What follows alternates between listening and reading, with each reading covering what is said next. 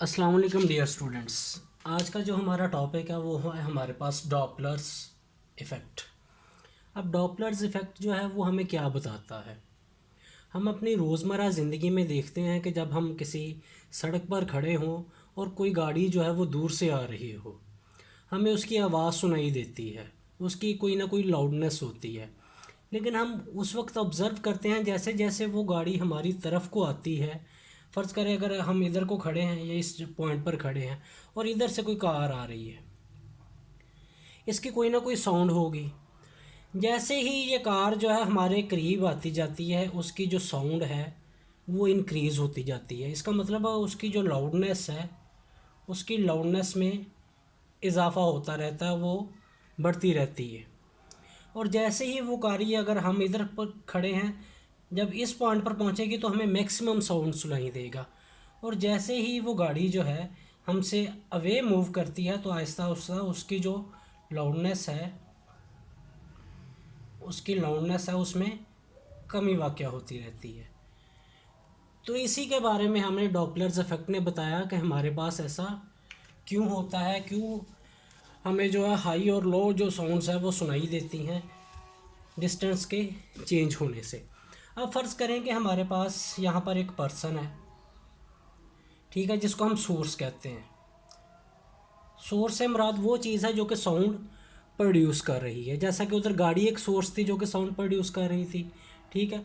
और इधर एक कोई ऑब्ज़र्वर है इस पॉइंट पर। इसको इसको हमने कह दिया कि ये हमारे पास ऑब्ज़र्वर है। ऑब्ज़र्वर कह दे या फिर इसको लिसनर कह दे। ऑब्ज़र्वर या फिर लिसनर जो कि इस सोर्स से जो साउंड प्रोड्यूस होगी उसको ऑब्ज़र्व कर रहा है, उसको लिसन कर रहा है, उसको सुन रहा है। अब फ़र्ज़ करें कि इसने इस जो साउंड्स है उसकी कोई ना कोई फ्रीक्वेंसी होगी। इसका मतलब है कि साउंड वेव्स की फॉर्म में ट्रैवल करती है। इसने 1 सेकंड में जो है वो 10 वेव्स जो हैं वो यहाँ से यहाँ तक पहुँचाई हैं। 1 2 3 4 5 6 7 और 8। फ़र्ज़ कर लें ये 8 है हमारे पास। इसका मतलब है कि इसकी जो ओरिजिनल फ्रीक्वेंसी है, जो सोर्स जो है वो प्रोड्यूस कर रहा है, ओरिजिनल फ्रीक्वेंसी वो हमारे पास कितनी है? 1 2 3 4 5 6 7 8। अगर ऐसा हो कि ऑब्ज़र्वर जो है, सोर्स जो है वो रेस्ट की हालत में हो और फ्रीक्वेंसी जो है वो अपनी जो वेव्स है प्रोड्यूस कर रहा हो, साउंड वेव्स, अगर ऑब्ज़र्वर 1 सेकंड में यहाँ से यहाँ तक पहुँच जाए, यानी कि observer towards the source move करे, ऑब्ज़र्वर जो है वो सोर्स की तरफ मूव करे, यहाँ से यहाँ तक पहुँच गया, इसका मतलब है कि इसने कितनी जो फ्रीक्वेंसीज पहले ले ली हैं, 1 और 2। इसकी ओरिजिनल फ्रीक्वेंसी थी हमारे पास जो है वो ओरिजिनल कह लें या एक्चुअल फ्रीक्वेंसी कह लें, वो हमारे पास 8 थी। अब ये इसने यहाँ से यहाँ तक का जो डिस्टेंस कवर कर लिया है तो इसको जो फ्रीक्वेंसी सुनाई देगी, इसको जो आवाज़, इसकी जो लाउडनेस हुआ, उसकी जो फ्रीक्वेंसी है उसको हम कहेंगे ये हमारे पास अपेरेंट फ्रीक्वेंसी है। अपेरेंट, एफ मीन्स फ्रीक्वेंसी, तो वो होगी 8 और प्लस जो इसने मूव कर लिया +2, तो ये 10 हर्ट्ज़ जो फ्रीक्वेंसी है हम वो हमें सुनाई देगी। अब इसी तरह के मुख्तलिफ़ केसेस जहाँ हैं वो हम डॉपलर्स इफ़ेक्ट में स्टडी करते हैं। आया कि कौन से केसेस ऐसा हो सकता है कि सोर्स जो है वो रेस्ट की हालत में है, ठीक है, ऑब्ज़र्वर मोशन में है। ऑब्ज़र्वर अब इधर को भी मूव कर रहा है, जब इधर को मूव करेगा तो फ्रीक्वेंसी में इजाफा हो जाएगा। अब अगर ये इस साइड को मूव करे तो पहले जिस तरह 2 अगर इजाफा हुआ तो जो अपेरेंट फ्रीक्वेंसी अब उसमें क्या होगा, जब इधर को मूव करेगा तो उसमें कमी वाक़या होगी तो वो 6 हर्ट्ज़ हो जाएगी। इसी तरह सेम एग्जांपल है कि जब कार जो है वो हमारी तरफ आ रही थी, जो हम सोर्स हैं अगर उस जगह पर सड़क पर करें तो ऑब्ज़र्वर क्या है, अगर कार ऑब्ज़र्वर है तो कार जो है वो हमारी तरफ मूव कर रही है और हम उस जगह पर ऑब्ज़र्वर हैं। तो जब वो ऑब्ज़र्व हमारी तरफ आती है तो आहिस्ता आहिस्ता साउंड बढ़ता रहता है, क्योंकि हमारा और सोर्स का जो जो सोर्स है और ऑब्ज़र्वर का फासला कम होता रहता है, तो फ्रीक्वेंसी जो है वो इंक्रीज़ कर जाती है।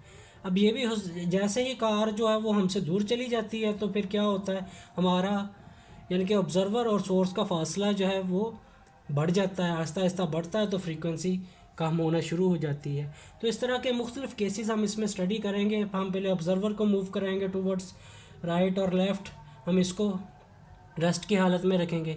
बाद में इसको सोर्स को रेस्ट की हालत में रखेंगे और क्या करेंगे, इस ऑब्जर्वर को मूव करवाएंगे टूवर्ड्स राइट, टूवर्ड्स को मूव करेगा, इसके करीब जाएगा और एक सिचुएशन में दूर जाएगा। फिर हम एक केस ऐसा भी स्टडी करेंगे जिसमें ये दोनों क्या कर रहे होंगे, दोनों ये मूव कर रहे होंगे। तो इसीलिए हम कहते हैं if the distance between the source of wave, if the distance between the source of wave, यानी कि जो कोई सोर्स है जो कि वेव्स प्रोड्यूस कर रहा है, and the listener keeps changing, and the listener यानी कि ये जो ऑब्जर्वर है जो कि लिसनर हैं, इनके दरमियान जो डिस्टेंस है अगर हम इसको चेंज करते रहते हैं, keeps changing, then the apparent frequency, जो अपेरेंट फ्रीक्वेंसी है ऑब्जर्व बाय द लिसनर, जो कि इस लिसनर ने ऑब्जर्व की थी, is different than the original frequency. वो जो ओरिजिनल फ्रीक्वेंसी है, ये हमारे पास ओरिजिनल फ्रीक्वेंसी उससे डिफरेंट होगी। कैसे डिफरेंट होगी ये देखें, क्योंकि अपेरेंट जो है अगर इसने इधर को मूव किया तो हमारे पास 8+2 हो गई, 10 हर्ट्ज़, पहले 8 थी, अब अपेरेंट 10 है। जब इसने इधर को मूव कर दिया तो फिर ये माइनस होगी, 600 होगी। ओरिजिनल फ्रीक्वेंसी क्या थी हमारे पास, 8 हर्ट्ज़ थी हमारे पास। If they are coming closer to each other then the frequency will increase. अगर ये दोनों एक दूसरे के करीब आ रहे हैं तो क्या होगा, फ्रीक्वेंसी इंक्रीज़ हो जाएगी, लाउडनेस इंक्रीज़ होगी। And if they are moving away from each other, अगर ये एक दूसरे से अवे मूव कर रहे हैं तो if they are moving away from the each other then the frequency will decrease. तो इस सूरत हाल में फ्रीक्वेंसी जो है वो डिक्रीज़ हो जाएगी। अब हम इसके कुछ जो मुख्तलिफ़ केसेस हैं उसको स्टडी करेंगे। पहले देख लेते हैं कि ये कौन कौन से केसेस हैं जो कि हम इसमें स्टडी करेंगे। तो स्टूडेंट्स, अब हम डॉपलर्स इफेक्ट के कुछ केसेस हैं जिनको स्टडी करेंगे, जिनमें सबसे पहले हमारे पास आता है कि ऑब्जर्वर इन मोशन, यानी कि हमारे पास दो चीज़ें थी, हमारे पास था एक सोर्स था, दूसरा था हमारे पास वो ऑब्जर्वर। अब सोर्स जो है जो कि साउंड प्रोड्यूस कर रहा है वो रेस्ट की इधर हालत में रहेगा और ऑब्जर्वर या तो सोर्स की तरफ मूव करेगा या फिर अवे मूव करेगा। तो इसमें ये दो केसेस हम स्टडी करेंगे। ऑब्जर्वर इज़ मूविंग अवे, या तो फिर उससे दूर मूव कर रहा है, एंड टूवर्ड्स द सोर्स, या फिर सोर्स की तरफ मूव कर रहा है। तो हम देखेंगे कि अगर जब अवे मूव कर रहा है तो क्या फ्रीक्वेंसी में क्या चेंज आती है, जब टूवर्ड्स द मूव करता है सोर्स की तरफ तो क्या चेंजेस आती हैं। सबसे पहला केस के when observer moves towards the source, कि जब जो ऑब्जर्वर है वो मूव करेगा टूवर्ड्स द सोर्स। हमें पता है कि हम पहले पढ़ चुके हैं कि जैसे ही सोर्स जो है अगर ये 10 फ्रीक्वेंसीज़ अगर यहाँ से 8 थी, जो कि इधर अगर 8 हर्ट्ज़ जो थी वो फ्रीक्वेंसी जो वो प्रोड्यूस कर रहा था, जैसे ही इसने यहाँ से यहाँ मूव किया वो 8+2 थी, अगर 3 इसने मूव कर दिया यहाँ पर 1 सेकंड में 3 अगर इस यहाँ तक फासला तय कर दिया तो वो हमारे पास 11 हो जाएगी। इसका मतलब है कि हमारे पास 8 जो एक्चुअल फ्रीक्वेंसी थी, 3 जो थी ठीक है उसमें इसके मूव करने से प्लस होगी, तो हमारे पास अपेरेंट फ्रीक्वेंसी 11 आ गई। हमें मोर साउंड, ज़्यादा लाउड जो साउंड है वो सुनाई देगा जैसे ही ये क्या करेगा, टूवर्ड्स द सोर्स मूव करेगा ऑब्जर्वर। तो हम देखते हैं इसका फार्मूला हमारे पास होता है F apparent frequency plus F actual frequency plus F increase. हमें पता है कि जैसे ही ये ऑब्जर्वर जो है मूव करेगा टूवर्ड्स द सोर्स, फ्रीक्वेंसी में इंक्रीज़ आएगा, इसकी वजह से प्लस एफ इंक्रीज़ आ गया इधर, यानी कि फ्रीक्वेंसी में जो इंक्रीज़ होगा। अब हमें पता है कि एफ अपेरेंट फ्रीक्वेंसी अगर निकालनी हो हमारे पास होता है वी इज़ इक्वल टू होता है हमारे पास V is equal to F lambda. अगर इधर से एफ़ निकालना हो तो हमारे पास एफ़ इज़ इक्वल टू हमारे पास हो जाता है वी ओवर लैम्डा निकालना हो। अगर इधर से लैम्डा निकालना हो हमने तो हमारे पास हो जाता है वी ओवर एफ़, ये फार्मूला हमारे पास। अब इधर फ्रीक्वेंसी की वैल्यू पुट कर दे, एक्चुअल फ्रीक्वेंसी वो हमारे पास होगी वी ओवर लैम्डा, ये वाला प्लस का साइन, और फ्रीक्वेंसी में जो इंक्रीज़ आया, जो कि चेंज आया, वो हमारे पास वी नॉट होगा, यानी कि चेंज इन फ्रीक्वेंसी जो हमारे पास आएगी चेंज हो के, और लैम्डा। अब इधर से F apparent is equal to, अगर जब इसका हम निकालेंगे तो हमारे पास लैम्डा आ जाएगा वी प्लस वी नॉट। अब इस जगह पर इसको जब इक्वल टू करेंगे वी प्लस वी नॉट और लैम्डा की वैल्यू हम अगर इस जगह पर पुट कर दें जो कि वी ओवर एफ़ के हमारे पास इक्वल होती है, तो यहाँ पर हम क्या करेंगे, F apparent is equal to ये जो एफ़ है हम इसको, यानी कि अगर इधर ये इसके साथ डिवाइड हो रहा है तो यहाँ पर आकर ये मल्टीप्लाई हो जाएगा। अब इस सूरत में अब इसमें ये जो इतनी वैल्यू हमारे पास ये वैल्यू आई है, ये हमारे पास ग्रेटर देन वन होती है, यानी कि वन जो यूनिट है उससे ग्रेटर देन होती है। इसका मतलब है कि एफ अपेरेंट जो है वो ग्रेटर होगी जो ओरिजिनल फ्रीक्वेंसी है। अब हमने पहले भी कहा था कि जैसे इसकी तरफ आएगी तो जो फ्रीक्वेंसी है, जो अपेरेंट फ्रीक्वेंसी है, वो अगर पहले 8 थी ओरिजिनल फ्रीक्वेंसी, अपेरेंट फ्रीक्वेंसी अब 11 हो जाएगी, हमें मोर साउंड सुनाई देगा। इस वजह से F apparent greater than the original frequency. अब दूसरा जो हम केस इसमें स्टडी करेंगे वो होगा when observer moves away from the source. अब ये ऑब्जर्वर इधर को मूव कर रहा है बजाय इसके कि वो इसकी तरफ को मूव करे। अवे मूव कर रहा है तो पहले अगर 8 पहुंच रही थी जो कि उसकी रीजनल फ्रीक्वेंसी है, एक्चुअल फ्रीक्वेंसी है, जैसे ये दूर जाएगा तो वो इसमें से यानी कि जितना फासला दूर जाता जाएगा कुछ ना कुछ फिर वो माइनस होती जाएगी। अगर वो इधर तक पहुंचा है, समझ लें कि वो 3 है, 8 - 3 = 5। तो अब जो फ्रीक्वेंसी है वो हमारे पास डिक्रीज़ हो रही है। अब इसी केस में हम ये स्टडी करेंगे मैंने observer moves away from the source. इसमें एफ जो पेरेंट है इसमें हम सिर्फ क्या कहेंगे, जो प्लस का साइन है इस पर माइनस कर देंगे और एफ की जगह डिक्रीज़ कर देंगे, क्योंकि हमें पता है इस सूरत में जब हम अवे मूव करते हैं सोर्स से तो फ्रीक्वेंसी डिक्रीज़ होती है। इसमें एफ अपेरेंट v/λ - v0/λ। इसी तरह सारा कुछ सेम है बिल्कुल यही तरह, सिर्फ माइनस का साइन आ जाएगा। तो और इस जगह पर आके हमें पता है v - v0/v हमारे पास बचेगा। और इसमें से ये जो इतनी वैल्यू है अगर इधर ग्रेटर देन 1 थी प्लस के सिलसिले में, तो अब इधर क्या होगा, तो ये लेस देन 1 हो जाएगी यूनिट। इसका मतलब होगा कि जो एफ अपेरेंट है वो less than the regional frequency. जो अपेरेंट फ्रीक्वेंसी है ये हमारे पास 5 अपेरेंट फ्रीक्वेंसी, वो लेस देन होगी, कम होगी किससे, एक्चुअल फ्रीक्वेंसी से। तो ये कोशिश।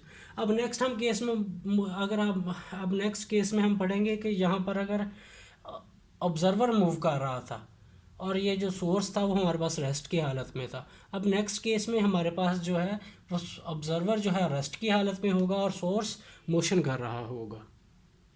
तो स्टूडेंट्स अब हम इसमें दूसरा केस स्टडी करते हैं जिसके अंदर सोर्स इन मोशन होगा।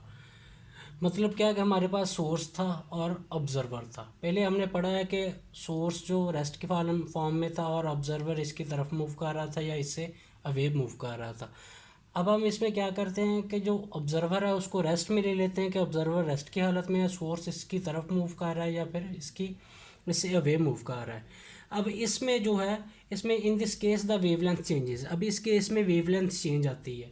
क्या होता है कि when the source moves towards the observer. इसमें पहला जो केस है कि सोर्स जो है वो ऑब्जर्वर की तरफ मूव कर रहा है, सोर्स ऑब्जर्वर की तरफ मूव कर रहा है। ठीक है, तो क्या होता है इसमें जो इसकी जो वेवलेंथ है उसमें क्या चेंज आएगा कि जो वेवलेंथ है हमारे पास अपेरेंट वेवलेंथ है = हमारे पास actual wavelength minus decrease in, क्योंकि जब ये इसकी तरफ मूव करेगा तो डिक्रीज इन वेवलेंथ होगा, इसलिए माइनस जो वेवलेंथ है उसमें डिक्रीज। अब इसमें वेवलेंथ जो लैम्डा की वैल्यू अगर हम पुट करें लैम्डा = v/f, ये माइनस और ये डिक्रीज जितना आया है v0/f हमने लिख दिया इस जगह पर। अब अपेरेंट जो वेवलेंथ अगर निकालेंगे v - v0 और ये f की इक्वल आ जाएगी।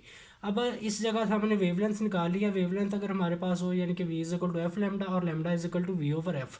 f अपेरेंट निकाले हो तो v/λ कर लेंगे। लैम्डा हम पहले क्या कर चुके हैं कि निकाल चुके हैं। इस जगह पर हम लैम्डा की इस जगह पर ये वैल्यू यहाँ पर पुट कर देंगे v - v0/f।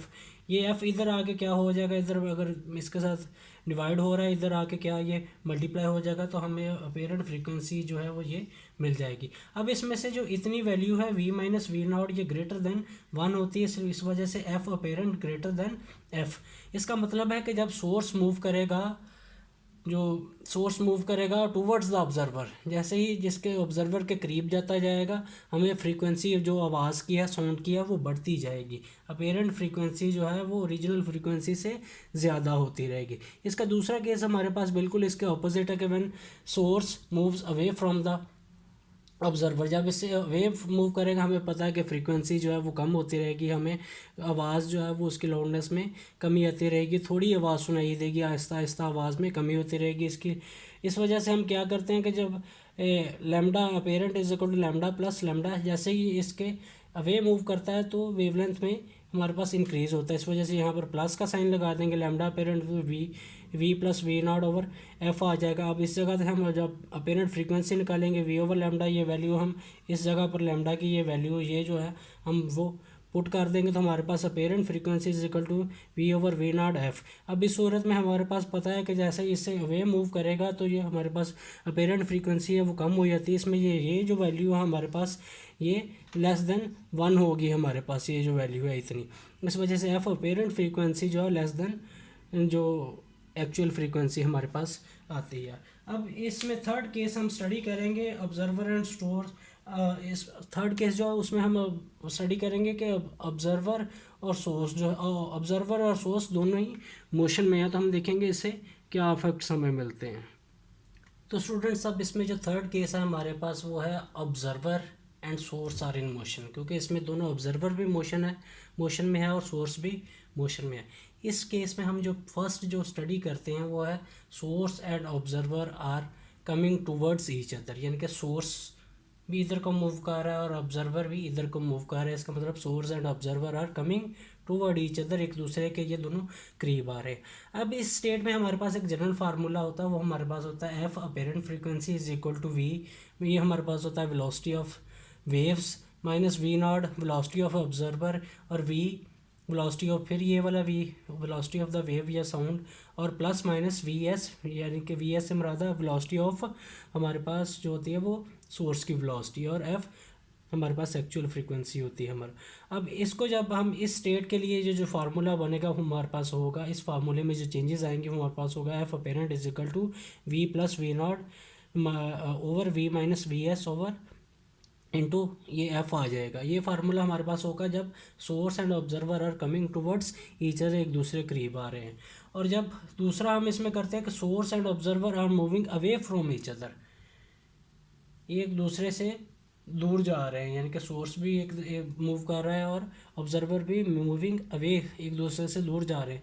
तब इस फार्मूले में जो चेंजेस आएंगे, पहले वी प्लस वी नॉट आ गया था वी माइनस वी एस, अब ये चेंजेस आएंगे f apparent frequency is equal to v minus we naught. अगर इधर प्लस था तो इधर माइनस आ जाएगा, इधर माइनस था तो इस जगह पे प्लस आ जाएगा, क्योंकि यहाँ पर ये दोनों एक दूसरे के करीब आ रही थी और इस स्टेट में एक दूसरे से दूर जा रही हैं।